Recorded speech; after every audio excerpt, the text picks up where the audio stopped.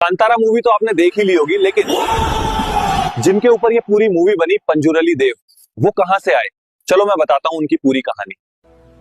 एक दिन माँ पार्वती जंगल में विचरण कर रही थी।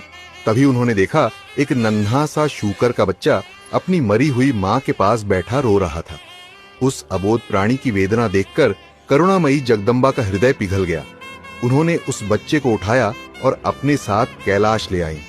वहां माँ पार्वती ने उसे अपने पुत्र की तरह पाला। शिवजी और माता के स्नेह व स्पर्श से उस छोटे से वराह को दिव्यता प्राप्त हुई। धीरे धीरे वह शिवगणों में शामिल हो गया, असीम शक्ति और तेज से युक्त। समय बीतने के साथ वह वराह बड़ा हुआ और उसका शरीर विकराल होता गया। उसके दांत निकल आए, जिससे उसे तीव्र खुजलाहट सताने लगी। उस पीड़ा से राहत पाने के लिए उसने पृथ्वी पर लगी फसलों को उखाड़ना शुरू कर दिया। खेत उजड़ गए, भोजन की कमी फैल गई और मनुष्य भूख से त्रस्त हो उठे। यह देखकर भगवान शिव को क्रोध आया। उन्होंने सृष्टि के कल्याण के लिए उस वराह का वध करने का निश्चय किया। तब माता पार्वती ने विनती की कि वे उसके प्राण न ले।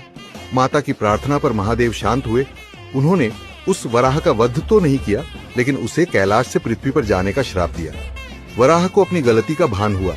उसने शिव और पार्वती के चरणों में सिर झुकाकर क्षमा मांगी और विनती की कि उसे कुछ ऐसा कार्य दिया जाए जिससे वह अपने अपराध का प्रायश्चित कर सके। तब भगवान शिव ने कहा, जा, अब तू पृथ्वी पर दिव्य शक्ति के रूप में रहेगा। तू मनुष्यों और उनकी फसलों की रक्षा करेगा। उसी क्षण से वह वराह पंजुरली देव के नाम से पृथ्वी पर स्थापित हुआ। भूमि और फसलों का रक्षक, शुद्धता और संरक्षण का प्रतीक। कहा जाता है, जिस स्थान पर पंजुरली देव की पूजा होती है, वहाँ कोई भी अपवित्रता, अन्याय या दुष्टता प्रवेश नहीं कर पाती। पंजुरली देव की पूजा मुख्य रूप से दक्षिण भारत के कर्नाटक और केरल के तुल्लु क्षेत्र में की जाती है।